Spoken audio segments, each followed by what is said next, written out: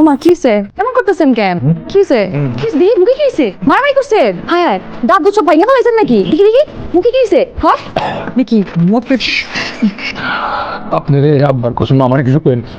আমার কসম আব্বার আপনি কিছু করেন আমার কোনো দোষ নাই মদ খাইছে আপনার কারণে কি করলেন আপনি আপনার আমি এত প্যারা দিই যে আপনি আমার দুঃখে মুখ খেতে গেছেন আপনি তো সুন্দর হয়েছেন কেন বন্ধু বান্ধব ধরছে এত সুন্দরী গো পাইছো বিহানি খাওয়াইব না মদ খাওয়াইছি খাওয়াইছি আমিও খাইছি এই যে কানা ধরছি আমি কোনোদিন খাবো না কথা বলতেছি ভালো না গন্ধ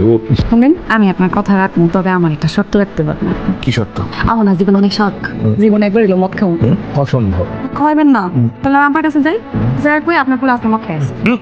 সম্ভব সম্ভব সব সম্ভব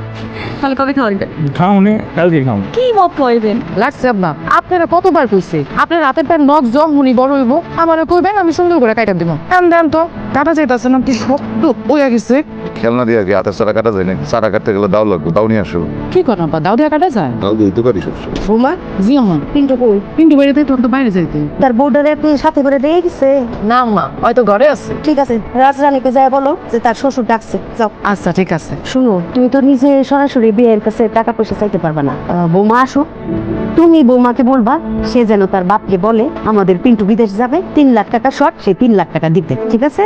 আম্মা এই যে আইছে আচ্ছা আম্মা কিছু বলবেন সে বলবে বলো। বোমা তুমি ভালো আছো জি আপা ভালো আছে কিন্তু কই উনি তো এটা বাইরে গেছেন নতুন বাড়িতে আসছো নতুন পরিবেশ তোমার কোনো অসুবিধা হইতেছে না তো মা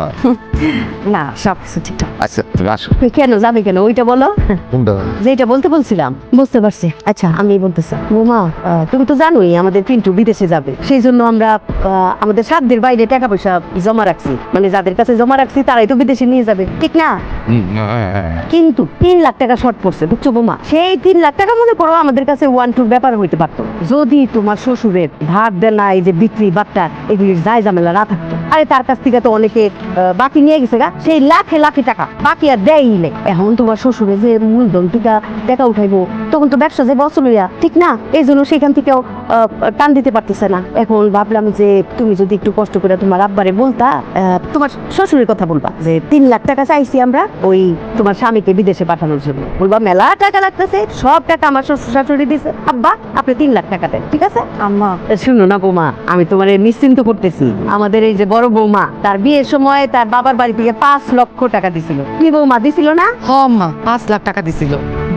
সেই 5 লক্ষ টাকা দিয়ে আমাদের মিন্টু ব্যবসা করছিল কি বৌমা ব্যবসা করছিল না মিন্টু? হ্যাঁ যে পোল্ট্রি মুরগির ব্যবসা করছে ছোট্ট মুরগির বাচ্চাগুলোকে বড় করছে যখন এগুলো বেচার টাইম হলো তখন এমন গরম পড়লো সবগুলো মুরগি মরে গেছে 5 লাখ টাকা ফুস এগুলো সব আমার বুদ্ধি আছিল তাই না আম্মা? বৌমা তোমাকে এখন এই গল্প ফাঁকতে তো বলি নাই হ্যাঁ তোমাকে শুধু ব্যবসার কথা বলতে বলছি আচ্ছা বৌমা তাহলে তোমার আব্বাকে বললো যে আমাদের পিন্টু বিদেশে যাবে তার জন্য জরুরি দরকার 3 লাখ টাকা তাইলে পিন্টু সহি সালামতে বিদেশে যাইতে পারবে নিরাপদে নিশ্চিন্তে ঠিক আছে? আম্মা আপনি তো জানেনই আমাকে পরিবারের অবস্থা আমরা তো আর ওরকম বড় লোক না যে আমার কাছে অনেক টাকা থাকবে আব্বা যে টাকা জমাইছিল সেই টাকা দিয়ে বিয়াতে খরচ করছে এছাড়া তো আব্বা অন্য কোনো টাকা দিতে পারবো না আমি এখন আব্বার যদি টাকা লেগে প্রেশার দিই তাহলে আমার আব্বা আরো অসুস্থ হয়ে যাবে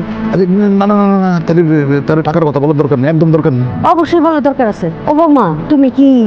ঠাকুরমার ঝুলির গল্প শোনাইতেছো রূপকথার গল্প শুনতেছি আমরা আপনি মনে একটা কথা জানেন না উনি তো বিদেশে যাইবো না কেন বিদেশে যাবে না কেন? উনি সিদ্ধান্ত নিছে এই দেশে একটা বিজনেস করবো যে টাকা জমা দিছিল বিদেশে যাওয়ার লিগা সেই টাকা আবার উঠাই নিবো ওই টাকা দিয়ে বিজনেস করবো আপনার গাড়িটা নিয়ে টেনশন করতে না আমার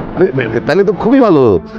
আর কোনো সমস্যাই থাকে না আচ্ছা বোমা তুমি যাও রাখো বৌমা পিন্টু যে বিদেশ যাবে না এইটা কি তোমার বুদ্ধি? যে না আমাকে দুইজনের খুব ভালো খুব ভালো জি আসি মা আসি আপা আরে আল্লাহ বললা গো সব শেষ গো বড় বৌমা মিন্টু সব শেষ করে দিছে আমার সোনা সংসার আমার সিদ্ধান্তে এই সংসারে সবাই চলছে আমার সিদ্ধান্ত ছাড়া তুই কোনোদিন এক পাও দিছস? আপনি কোনোদিন আমার কথার বিরুদ্ধে গেছেন আমার সিদ্ধান্তের বিরুদ্ধে গেছেন না কি গো বৌমা তুমি কথা কও নাকি আমার সিদ্ধান্তের বাইরে তুমি এক পা লড়ছো এতটা বছর জি না আম্মা লড়ছো না আর আজকে 2 দিন হইছে সেই নতুন বউ আইছে আমার ছোট ছেলের বউ হে আয়া সমস্ত সিদ্ধান্ত উলট পালট করে ফেলাইতেছে হায় রে আমিও তো আমার শাশুড়ির সংসার করছি